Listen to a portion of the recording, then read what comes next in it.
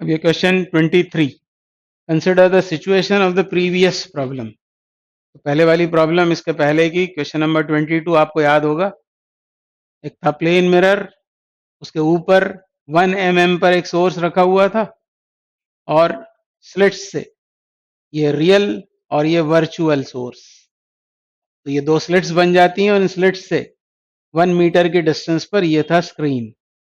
अब इसमें बोल रहा है if the mirror reflects only 64% of the light energy falling on it, what will be the ratio of maximum to the minimum intensity in the interference pattern observed on the screen।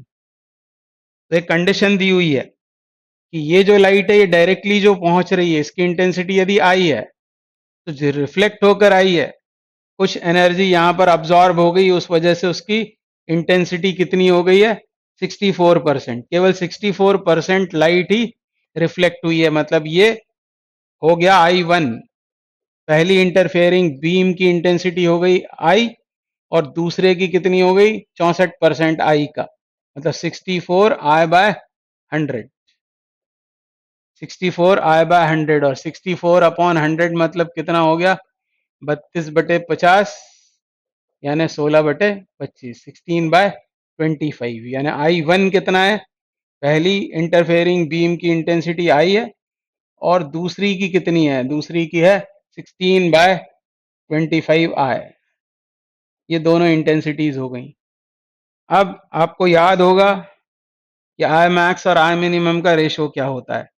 I maximum upon I minimum बहुत ही popular formula है और important भी है। वो कितना होता है, root I1 by I2 plus 1 whole square upon root I1 upon I2 minus 1 whole square.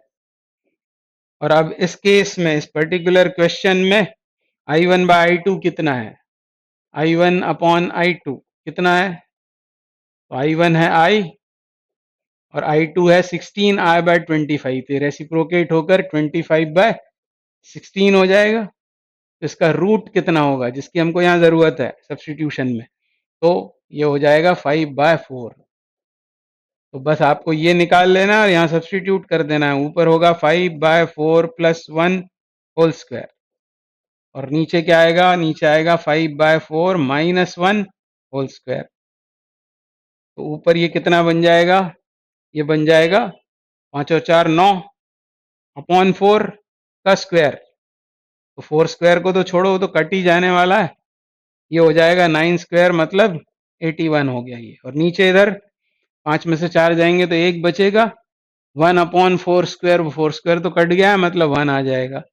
यानी इंटेंसिटीज का रेशो, मैक्सिमम और मिनिमम का रेशो वो है 81 के बराबर। तो ये इस क्वेश्चन का आंसर है।